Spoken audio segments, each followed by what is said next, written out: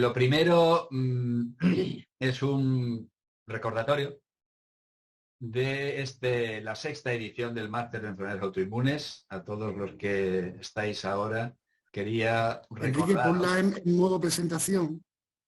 Sí, ya la he puesto. Está en modo presentación, ¿eh? Sí, la he puesto en modo presentación. ¿Sí?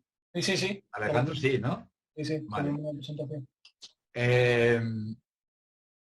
Esta sexta edición del Máster de Enfermedades Autoinmunes, que como veis, lleva ya celebrándose, pues como se celebra, tiene una duración de 2 años, cada una de las ediciones, pues lleva ya 10 años y ahora va a empezar la sexta edición y se refiere, pues como veis, su título al Máster de Enfermedades Autoinmunes, que es una iniciativa de la Universidad de Huelva, en la Facultad de Salud Pública, y la ADEA.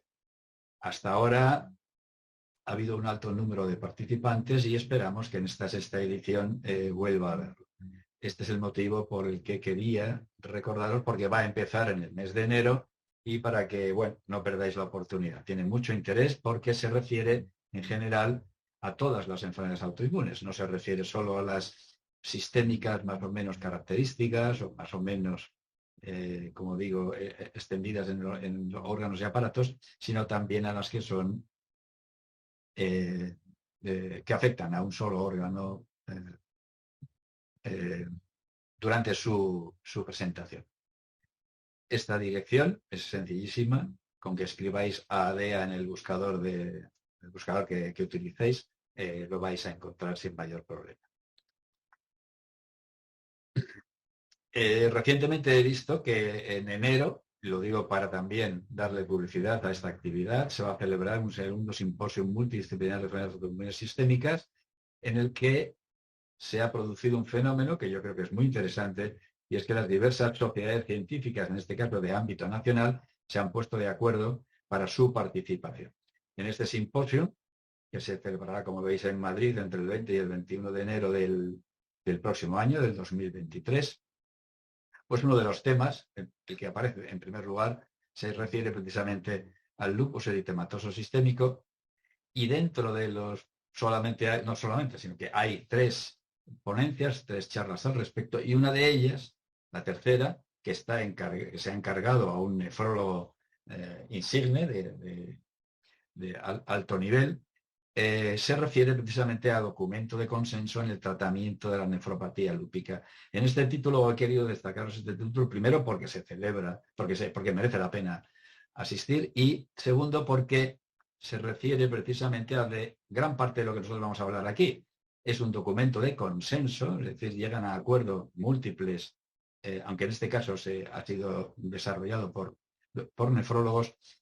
Como digo, es un documento de consenso, acuerdo, recomendación en el tratamiento de la nefritis lúpica, que es lo mismo o el mismo tema que nos ha reunido a nosotros aquí. En este documento, que todavía no está publicado, sino que está por ahí difundiéndose, pues fijaros que las palabras clave son nefritis lúpica, es el tema, biopsia renal, es un tema del que vamos a tratar bastante en este curso nuestro. Síndrome nefrótico responde, tratamiento inmunosupresor es otro de los temas, terapia biológica, que es otro de los temas, y otro de los temas es el que nos incumbe ahora, o el que vamos a tratar ahora, precisamente variables resultado del entorno, en este caso renal. Lo he destacado porque me ha parecido muy llamativo la coincidencia de planteamientos. Esta diapositiva, como veis, tiene el título de la presentación que se hizo en el 5º Congreso de la Asociación Andaluza de Enfermedades Autoinmunes, que se celebró en Jaén en febrero del 2011, y la he puesto. Quería contrastar los conocimientos de los que disponemos ahora y de los que disponíamos en ese momento, y es lo que presentaré en la última diapositiva al terminar la exposición. El lupus, como sabéis, es una enfermedad autoinmune sistémica que, entre otros órganos o sistemas que se pueden ver afectados. En este caso, esto no es un riñón, como podéis ver con claridad, pero lo podemos ver de una manera similar. Es una paciente, en este caso con lupus, y que tiene una afectación renal desarrollando pues lo que es más característico. No es lo único, pero es lo más característico. Edemas, oligonuria, hipertensión. Y los análisis de control se pueden venir haciendo cada 3 meses o cada 4 o incluso 6 si el paciente no está muy activo de su enfermedad sistémica, pues se puede detectar alguna de estas cosas y están un poquito en orden de trascendencia o de especificidad diagnóstica, ¿no? Sensibilidad, perdón. Proteinuria, sedimento anormal, tiene es cuestionado este dato, pero en cualquier caso es habitual. Una modificación del filtrado hormonal en sentido de disminución del cargamento de creatinina, de disminución del filtrado y elevación de los títulos de anticuerpos anti-DNA o descenso de los niveles de los factores T3 y T4 del complejo. Como digo, lo que aquí permanece oculto, que es el riñón de la paciente o del paciente, pues ha de ser investigado porque esta es la forma en que se sospecha el diagnóstico. Junto con esa foto que os he mostrado, he encontrado también esta que había olvidado y veis aquí a 4 chicos poniéndose morados al ácido úrico y bueno, pues estos éramos nosotros en esa época y las cosas pues han cambiado bastante, pero creo que no tan decisivamente como hubiese sido de desear, o como sería de desear más bien. Y como veis aquí, aunque no se ve lo de abajo, ni nosotros, ni la nefritis lúpica, ni nosotros somos los mismos que éramos, que como veis, estábamos muy jovencitos. En este caso, lo que vamos a empezar, después de este amplio preámbulo, es el curso de actualización en patología autoinmune, dedicado a la nefritis lúpica de la AD.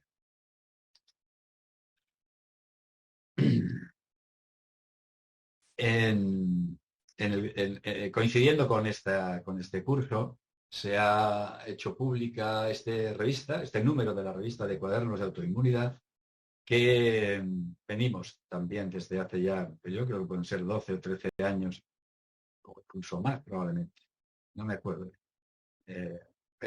publicando. Y en este número, fijaros, quería destacaros que los 2 temas de revisión principales que se han incluido son, uno, estado actual del tratamiento de la nefritis lúpica y otro, factores de riesgo cardiovascular. Como sabéis, un aspecto fundamental de las complicaciones a medio o largo plazo que pueden presentar los pacientes que padecen esta enfermedad. Además, la revista incluye no actualizaciones, sino resúmenes de publicaciones recientes, y una de ellas, la primera que figura en el apartado de lupus, precisamente se llama Tratamiento de inducción y mantenimiento de la nefritis lúpica. Revisión de los metaanálisis publicados. Es decir, esto no solamente es una revisión sistemática, sino que además es una revisión sistemática de revisiones sistemáticas, de metaanálisis. Sería muy interesante leerlo porque es de alguna forma poner a nuestro alcance con facilidad las publicaciones, como digo, recientes, y como veis aquí, pues es una reunión conjunta de lo que se ha publicado. Además, aunque ha habido un problema de edición y esperemos que pueda ser subsanado, además se incluyen otros resúmenes de publicaciones recientes que quiero destacar precisamente porque se refieren a los aspectos de los que vamos a tratar en este curso. Fijaros, revisión sistemática de la calidad de vida relacionada con la salud en la nefritis lúpica, es decir, una variable resultado, consecuencia o a resolver en la nefritis lúpica, como es la calidad de vida relacionada con la salud. En este caso, plantear un tratamiento por objetivos o el tratamiento por objetivos, en este caso en el lupus en su conjunto, pero habría que aplicarlo también a la nefritis en particular. Este otro artículo de asociación entre la situación puntual de ausencia de tratamiento de glucocorticoides con la lesión irreversible y duración de la enfermedad del lupus, es decir, plantear que una reducción de los glucocorticoides en un paciente va a suponer una menor lesión orgánica establecida a largo plazo, y este es un objetivo a conseguir. Esta es una variable resultado principal, la reducción en la cantidad de glucocorticoides que recibe el paciente. Otro artículo se refiere a algo parecido, reducción mantenida de glucocorticoides en este caso un ensayo clínico, o en los ensayos correspondientes a uno de los últimos biológicos, prácticamente el último biológico del que tenemos una noticia amplia, que es el anifrolumab. Como veis, un beneficio del tratamiento podría ser precisamente, o es precisamente, el reducir la carga, ya sea total, la carga total en general, pero la carga correspondiente a los glucocorticoides. Como digo, es de destacar que los temas de los que vamos a tratar en este curso están muy de actualidad. Podéis ver aquí que todas las referencias corresponden a publicaciones muy recientes. Voy a empezar con el algoritmo de manejo de la nefritis lúpica, que yo creo que es importante para ponernos un poco en situación, aunque no corresponde exactamente al tema. Ante un brote inicial de actividad renal en la nefritis lúpica, por lo que hemos comentado, la tensión, manifestaciones clínicas, analíticas, lo que se plantea en la actualidad, en este caso prácticamente siempre, vamos a llamarlo biopsia renal 1, es hacer una biopsia. Esa biopsia renal nos va a llevar a que si el paciente tiene una situación de una nefritis lúpica de las clases correspondientes, 3, 4, 5, quizás algún tipo 2, pero en principio 3, 4, 5, iniciar un tratamiento de inducción con esteroides e inmunosupresores y esperar a ver qué sucede en el transcurso de los siguientes 6, 12 meses para ver si el paciente resuelve sus alteraciones analíticas fundamentalmente.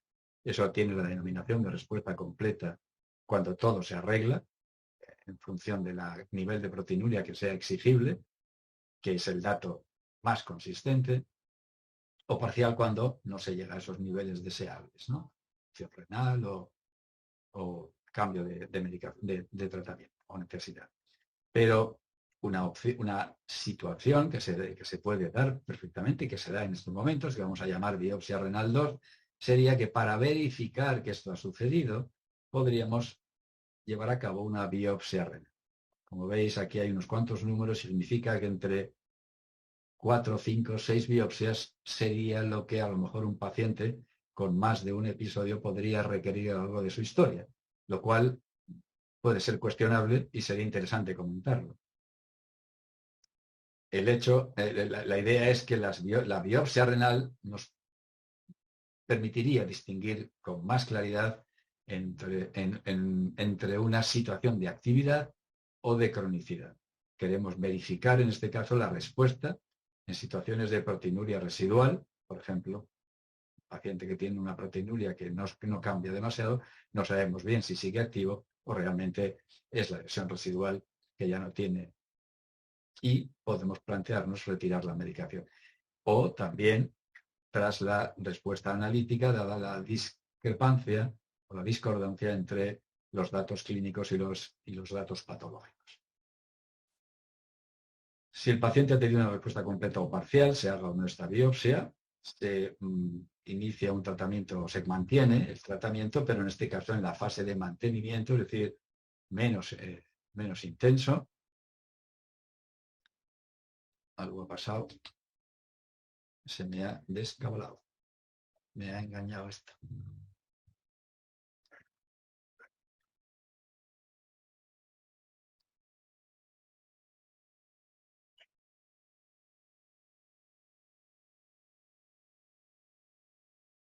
Bien. Como digo, tratamiento de mantenimiento. En el caso de que el paciente no responde, con falta de respuesta al tratamiento, también se puede plantear una biopsia renal. Hemos hecho este cambio O podemos plantearnos, sobre la base de lo que veamos en la biopsia, de volver a poner otro tratamiento, pero distinto al que ya habíamos utilizado. Un tratamiento alternativo. Si el paciente ha seguido esta vía por tratamiento de mantenimiento y la respuesta se mantiene, 2, 3 años, son números variables, pero de 24 a 36 meses, podemos plantearnos también suspender la medicación. Y ese planteamiento lo haremos, en principio, sobre la base de que ya lleva tiempo suficiente con el tratamiento o sobre la base de que le hacemos una biopsia y vemos que no hay indicación de actividad. No hay lesiones correspondientes a actividad de la enfermedad. Y en consecuencia nos podemos plantear retirar el tratamiento. Esto no es algo que actualmente se haga en general, pero tiene algún detractor, pero sobre todo tiene bastantes seguidores. Si el paciente está en estos tratamientos, puede presentar en algún momento brotes de actividad extrarrenal, eso siempre puede pasar, ya sea en tratamiento, en mantenimiento o en inducción, y en consecuencia tendríamos que plantear el tratamiento de los brotes extrarrenales. Si el paciente está en tratamiento de mantenimiento, puede desarrollar algún otro brote de actividad extrarrenal, ya sea desde aquí o desde la retirada de la medicación, y en ese caso pues podemos plantearnos volver otra vez a hacer un tratamiento de inducción, el mismo si la cosa inicialmente fue bien y nos pareció razonable y habíamos disminuido las dosis o cambiado alguna forma de mantenimiento, u otro que nos parezca oportuno, también en este caso planteándonos la posibilidad de una biopsia. Y siempre, lógicamente, teniendo en cuenta que todo este entramado de tratamientos pueden dar lugar a complicaciones o pueden existir complicaciones infecciosas, cardiovasculares, neoplásicas, pero bueno, en principio, atender mediante un tratamiento adyuvante de estas complicaciones, si se presentaran. Es interesante, por ejemplo, la idea que acabo de comentaros sobre suspensión de tratamiento de mantenimiento tras 2-3 años desde el inicio de la nefritis lúpica. En este estudio, que es muy recientito, que aquí no se ve porque esto se nos va para abajo, pero vamos, corresponde al 2022, el hecho de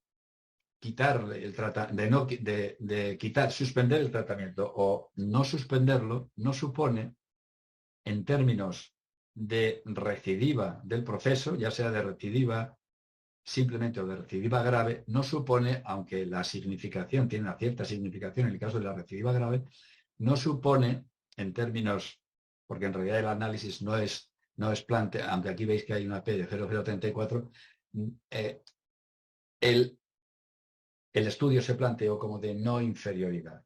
Aparte de que en el estudio también hubo poca participación, se esperaban 200 pacientes y solo acabó habiendo 90 o algo así. Quiere decir que eso podía ser un problema. Pero sobre todo es que la hipótesis estadística que se planteó fue una hipótesis de no inferioridad. Aunque aquí hay una significación, no se llega a la situación de no inferioridad. Quiere decir que, en resumen, quitar o no quitar el tratamiento supuso en este estudio la misma probabilidad de desarrollar nuevos brotes de actividad, que es el primero, o actividad grave. ¿Vale? Simplemente recordar que los escenarios de repetición de biopsia renal en la nefritis lúpica, no vamos a entrar en los detalles, serían los siguientes, según esta publicación. Pero que parece razonable, vamos. Biopsia por protocolo, tras la terapia de inducción, aquí no está incluida la biopsia inicial que se da por descontada, ante una sospecha de nefritis lúpica nueva en un paciente de este tipo, la biopsia debe hacerse.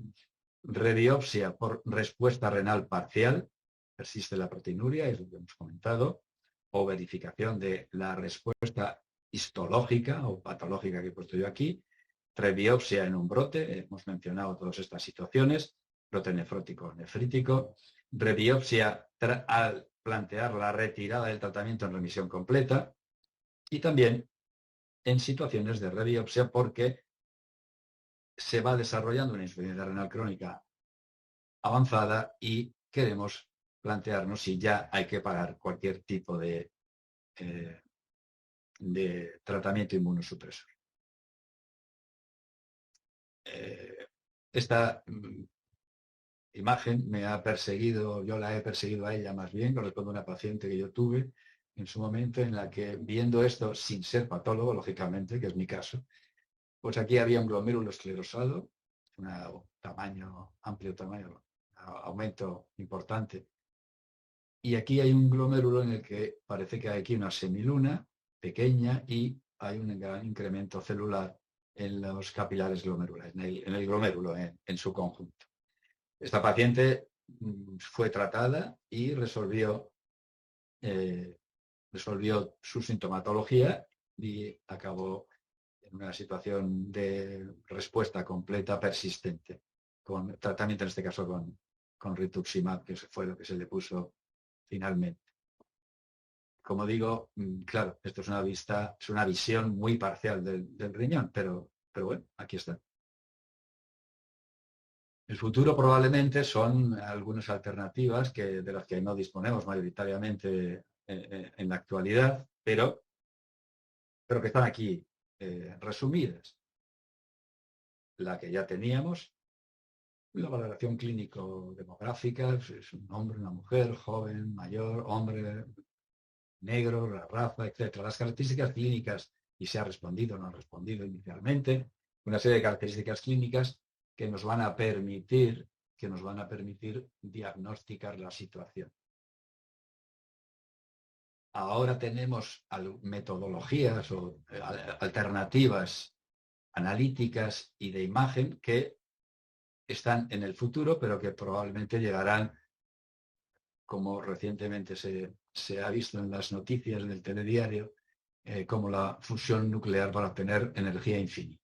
Pues en este caso esperemos que esto llegue antes que la disponibilidad de la fusión nuclear en nuestra casa, en nuestra propia cocina. Aquí tenéis secuenciación de RNA celular, en células de sangre periférica, lo mismo, pero con citometría de masas para los productos de la sangre periférica, citometría de masas, como digo, no me pidáis que yo llegue a más que leer a algo que no sea leer lo que pone aquí. Otras alternativas son la proteómica urinaria. Están bastante desarrolladas, pero no están disponibles en la clínica diaria. Eso seguro que lo sabéis todos. O secuenciación de RNA de célula única en la orina. Por lo que se refiere a la toma de muestras, a la toma de biopsia renal, también secuenciaciones de RNA, de célula aislada o núcleo. Y con respecto a las técnicas de imagen, pues aquí tenéis la histología digitalizada o esta histología compleja, en fin, que no están disponibles, pero que son el futuro. El GWAS también permite hacer una valoración pronóstica de cuál puede ser cuando dispongamos de secuencias genómicas que estén bien caracterizadas y que nos digan no solo quién tiene riesgo de desarrollar nefritis, sino quién tiene buen pronóstico o mal pronóstico para responder a los tratamientos en función de sus características y de sus características genómicas, como digo, generales y genómicas. Pero quizá también el futuro está en esto otro, que se llama, como veis aquí, tomografía jerárquica de contraste de fases, que permitirá, sin pinchar, hacer una tomografía que lleva esta secuencia de aumento sucesivo de tamaño y que nos va a permitir ver aquí, como veis, un glomérulo. Esto no es ciencia ficción, por supuesto, sino que es el futuro. Y se puede hacer no solo en el riñón, sino en otras vísceras, ¿no? Aquí tenéis, y aquí donde pone EA, esto, ahí donde lo veis, es la arteria eferente y aferente, esas que entran y salen del glomérulo. En fin, el futuro, supongo. Esto puede sustituir quizás a las biopsias renales. Aquí esta imagen simplemente es complementaria para que veáis la anatomía patológica más o menos, bueno, no más o menos, sino convencional actual, comparada con las imágenes que se pueden obtener con esta tomografía, esta nueva o esta tecnología de tomografía computarizada.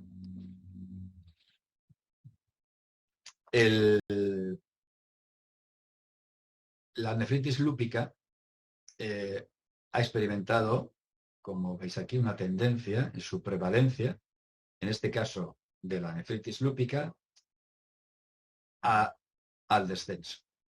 Es decir, en las últimas décadas ha ido disminuyendo en su frecuencia. En este caso,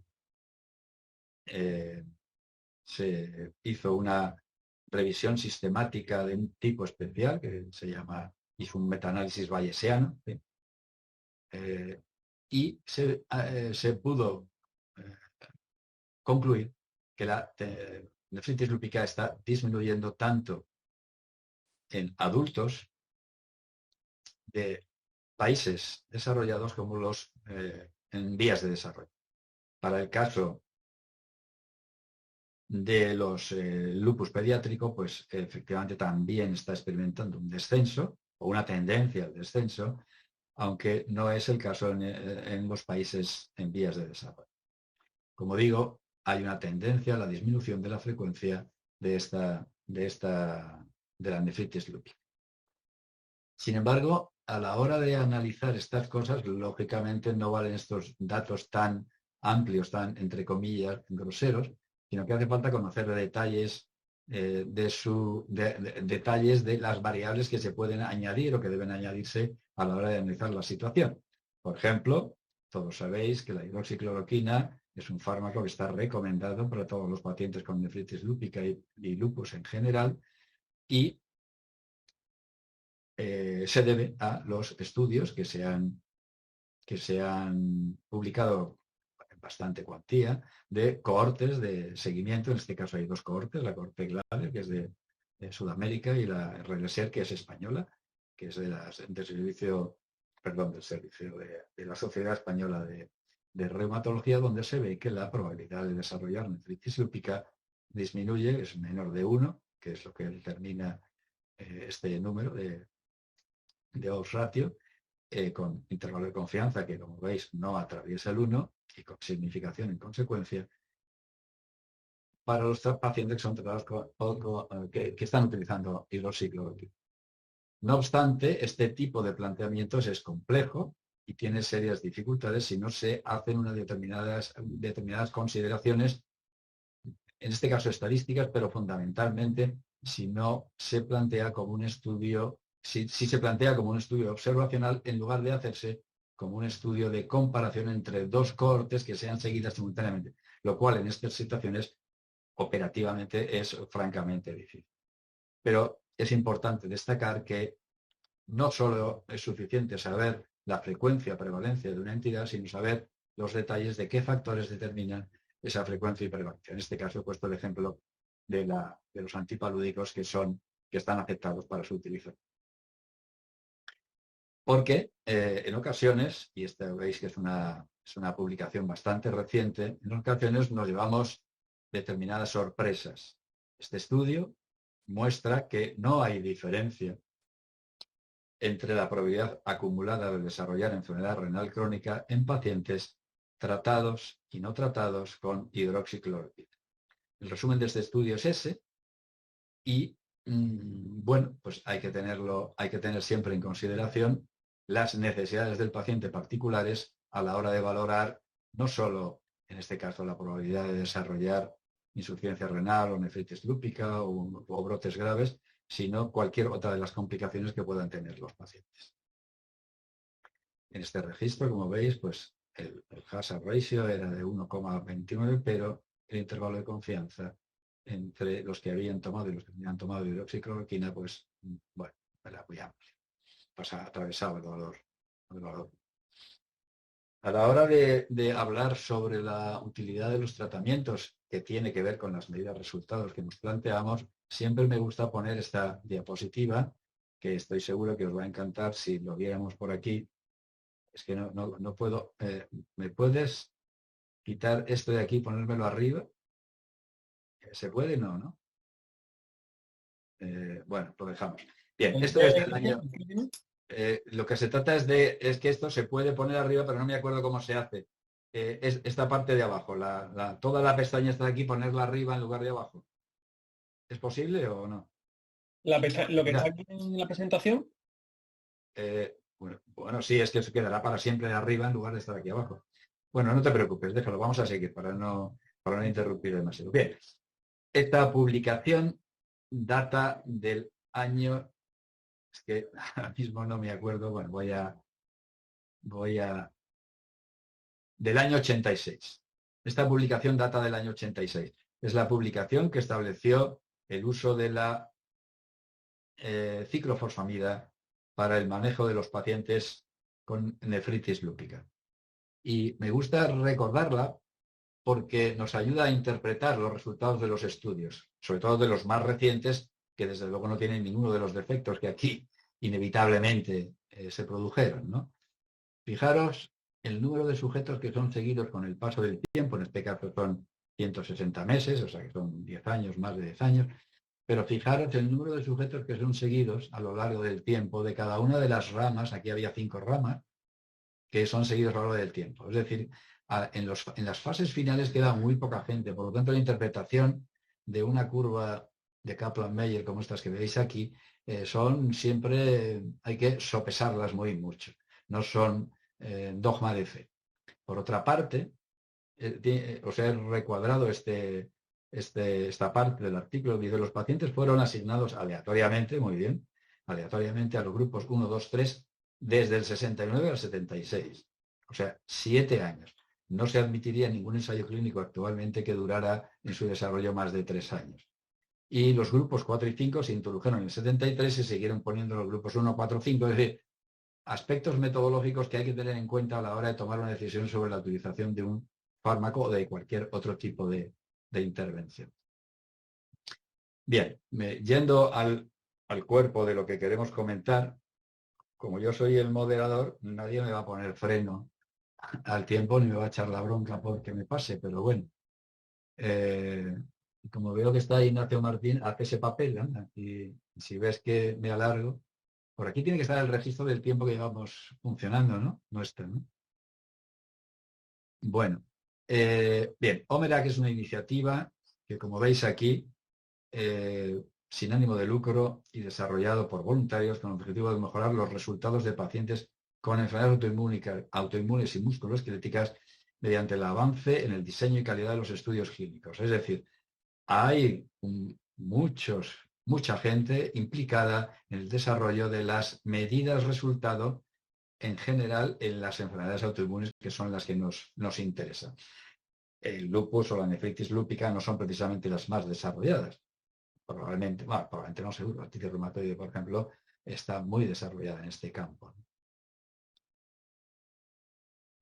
Voy a intentar una cosa, hacer un inciso, porque yo creo que se seguirá viendo. Vale, exacto. Esta es la solución un poco de lo que habíamos hecho. ¿Se ve la pantalla completa? Ignacio, ¿a ti qué te veo ahí? Sí, Se sí. ve la pantalla completa igual que se veía antes, ¿no? Sí, sí, se ve como Sí, se ve bien, se ve bien. Perfecto, perfecto. Vale, pues ahora yo la veo bien y además no me borra la parte inferior. Bien, y además me voy a poner las gafas para ver mejor. Bueno, pues como digo, hemos de plantearnos una serie de objetivos terapéuticos a la hora de manejar cualquier enfermedad y en este caso la nefritis lúpica. Y esta es la guía de práctica clínica del Servicio Nacional de Salud, que fue desarrollada y publicada en el 2015. Ya ellos tienen puesta una marca, no en esta, sino en la versión que está disponible para los pacientes, diciendo que esta guía está ya obsoleta por definición.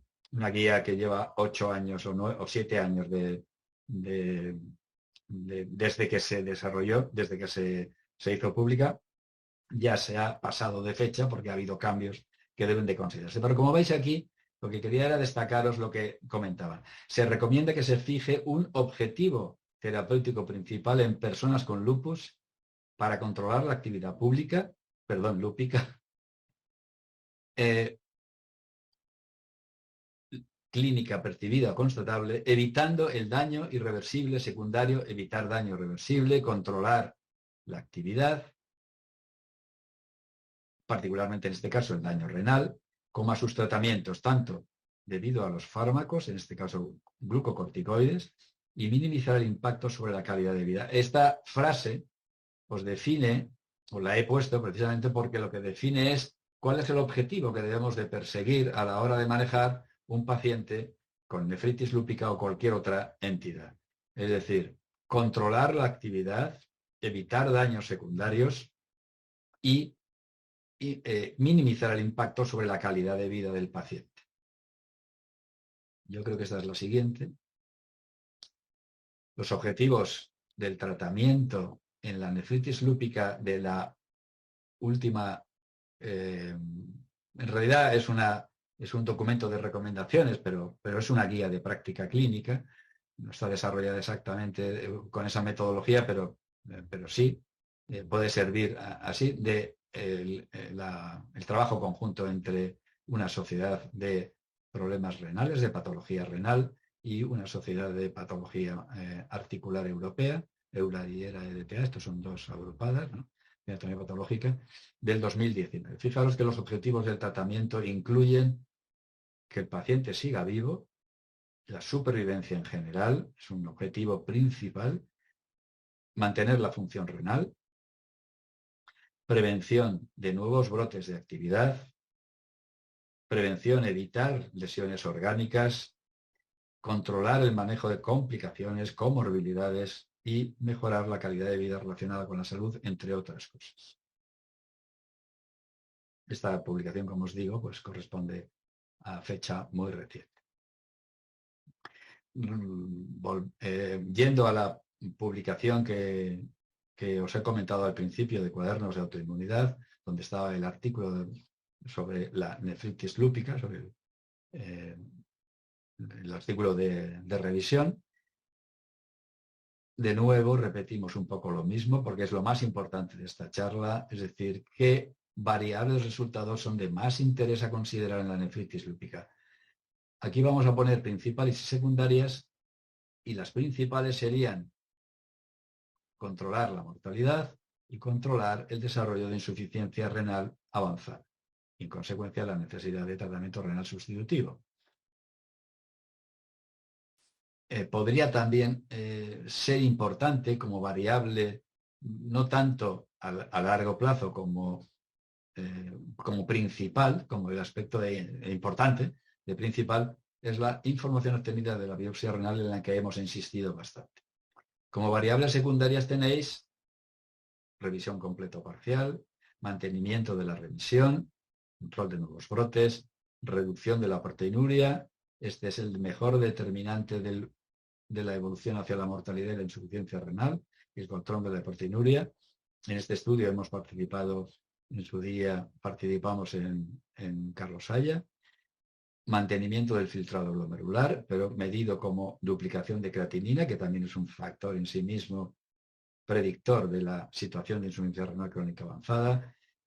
Importante, ya lo hemos mencionado, la reducción de la dosis de glucocorticoides, control de factores de riesgo, prevención de complicaciones relacionadas con problemas renales, infecciones, reducción de costes económicos y otros. Veremos al final una diapositiva correspondiente, y mejoría de calidad de vida y los resultados referidos por los pacientes. La información que los pacientes no transmiten, vamos a poner el ejemplo más característico: estoy cansado, no tengo fuerzas para hacer cosas, o me encuentro deprimido, es información para la que no tenemos aparatos que no sean escalas de medida de salud, y solo los pacientes nos las pueden contar. Nosotros en la exploración o en la anamnesis no podemos recabar esta información, y se denomina así. Son resultados referidos o reportados por los pacientes.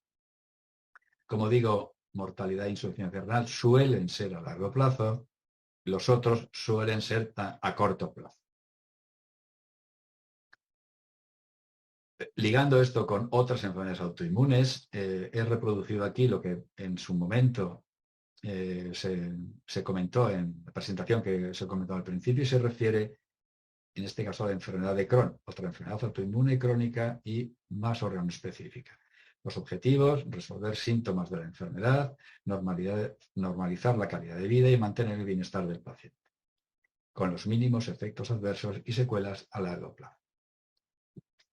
Porque, como sabéis, esto es un hecho conocido, la nefritis lúpica supone una mayor mortalidad en los pacientes con lupus. En este estudio también participamos desde Carlos Haya y, como veis, pues a lo largo de 10 años los pacientes con nefritis, que son lógicamente los de la rayita discontinua, tienen una menor supervivencia que los pacientes que no tienen nefritis, que no tienen nefropatía. Este estudio fue dirigido por el doctor Cervera, que todavía está en Barcelona trabajando en el clínico, y la verdad es que fue un trabajo verdaderamente importante. Un momentito. Ahora, vale. Bien.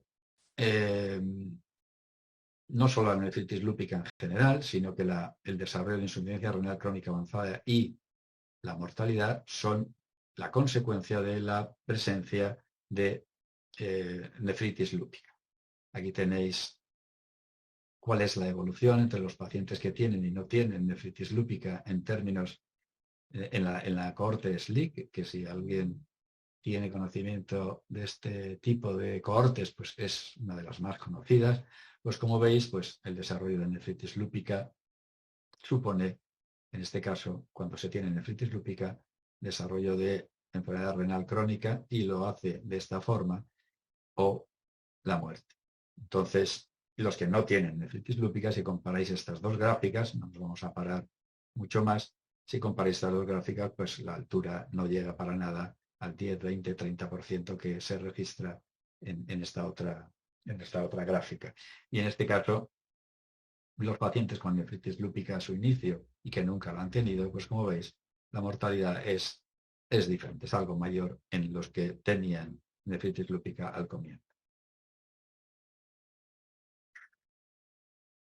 Por lo que se refiere a la frecuencia de insuficiencia renal crónica avanzada en pacientes con nefritis lúpica, pues en una revisión sistemática de ámbito mundial, fijaros a lo largo de los años, y esto corresponde de los años 70 hasta la mitad de la década pasada, pues veis que tuvo un descenso progresivo tanto en los países desarrollados como en vías de desarrollo, hasta que ya en el año 2000 empezó de nuevo a ascender un poco. Y esto, bueno, pues era más llamativo, si veis estas dos presentaciones, era ya más llamativo en las formas que se consideran más graves, que son las clases 3 y 4, y menos llamativo en la forma membranosa. Estoy acelerando un poquito porque me parece a mí, aunque nadie me avisa, desde que está contando el tiempo, estos son 9:33, ¿no puede ser? Son y 25, Enrique. ¿Y me queda cuánto? Pues teóricamente debes haber terminado ya, pero vamos. Vale. Bien, muy rápidamente. Entonces, esta es la tendencia en este estudio al uso de fármacos. Fijaros la ciclofosfamida cómo ha ido subiendo y los esteroides cómo han ido bajando.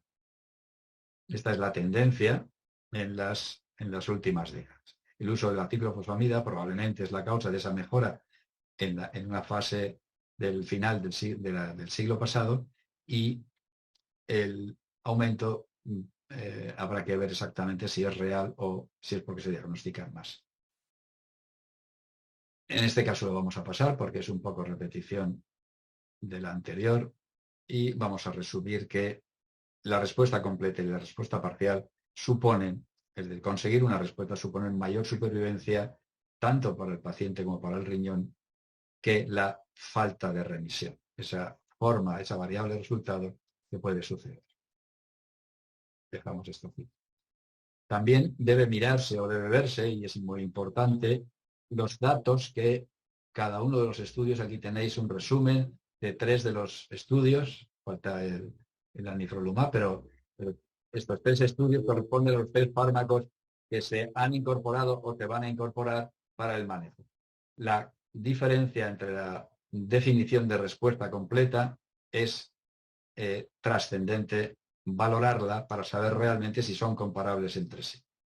Por otra parte, también es importante ver que con algunos de los fármacos, estos son los resultados que se obtienen con los diferentes estudios del belimumab, ya sea los estudios más o menos centrales o principales, o algunos de los que se han desarrollado para infancia o raza negra. Fijaros que el intervalo de confianza casi atraviesa el valor nulo y, desde luego, en cualquier caso, la mejora no es extraordinaria, pero existe, está ahí, y eso es el motivo por el cual estos fármacos, en este caso el belimumab, se ha aprobado tanto en Estados Unidos como en la Unión Europea. Hay que tener cuidado cuando los resultados se refieren a resultados que no son el estudio original, es decir, análisis secundarios. Este es un análisis post-hoc del estudio de la nefritis lúpica con el belimumab, y veis que en este caso lo que se analiza es el riesgo de descenso de la cloranoitrocatinina, hemos comentado antes como variable de resultado, o el riesgo de un brote. En este caso, con un análisis post-hoc, que hay que tenerlo en consideración, no era el resultado principal que se analizaba, se vio que en efecto eso se producía con ese resultado, se produjo con el fármaco. A veces lo que se hace es combinar variables, cualquier evento renal o fallecimiento en función de la proteinuria basal. Como veis, si el paciente tenía menos de 3 de proteinuria, ese resultado combinado era, favorable al belimumab, porque el placebo desarrollaba más complicaciones de las que hemos referido. Por lo que se refiere a los datos de la biopsia renal, como ya hemos comentado, lo que pretende es valorar actividad y cronicidad, tanto en los glomérulos como en el espacio túbulo intersticial y los vasos. Es para eso se hace la biopsia, para diferenciar la cronicidad y la actividad.